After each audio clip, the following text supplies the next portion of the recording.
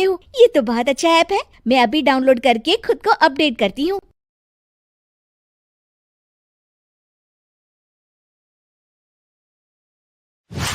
सुगंधा और उसकी सास कांता के बीच एक अजीब सी जंग रहती थी। ये जंग थी किचन में कौन ज्यादा अच्छा काम करेगा और घर के सदस्यों के दिल जीतेगा।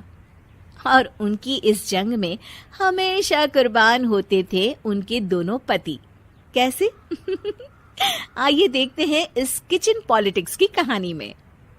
एक दिन किचन में, माँ जी, आज मैं बना रही हूँ मेथी की सब्जी। इस खाने से घर वालों के पेट की सारी समस्या खत्म हो जाएगी। और मैं बना रही हूँ तड़के वाली छाछ, जिसे पीते ही गैस की समस्या कभी नहीं होगी। दोनों अपने अपने खाने को लेकर टेबल पर पहुंच जाती हैं। तभी सुगंधा के ससुर उसकी बनाई सब्जी की तारीफ कर देते हैं। अरे वाह, मेथी की सब्जी भी बनी है, बड़ी ही स्वादिष्ट है। वाह बहू वाह। अरे बहू, लेकिन इसमें इतनी सारी मेथी बर्बाद करने की क्या जरूरत थी? देखिए माँ जी, ये तो वो मेथी है जो आप रात में भिगोकर सुबह उसका पानी पीती हैं, और जो मेथी फेंक देती हैं उसी से मैंने ये सब्जी बनाई है। अरे वाह बहू, तुमने तो बड़ा ही समझदारी का काम किया।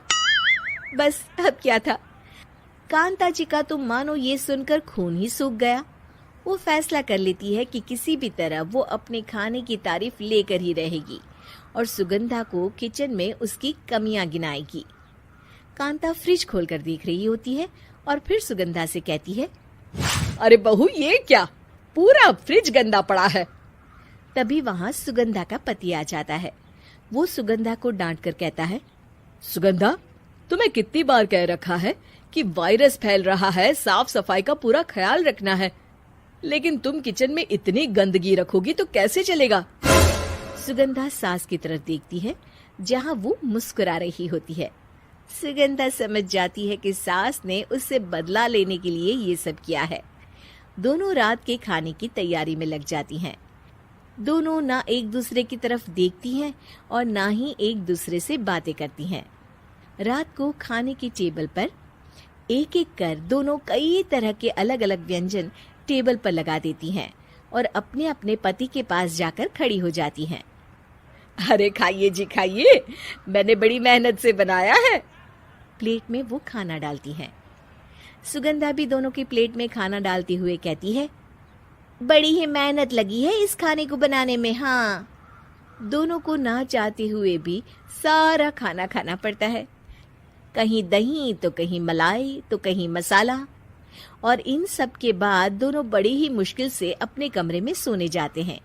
लेकिन अगली सुबह सुगंधा का पति चिल्ला रहा होता है, हाय रे, हाय मेरा तो पेट खराब हो गया, हाय माँ बहुत दर्द हो रहा है।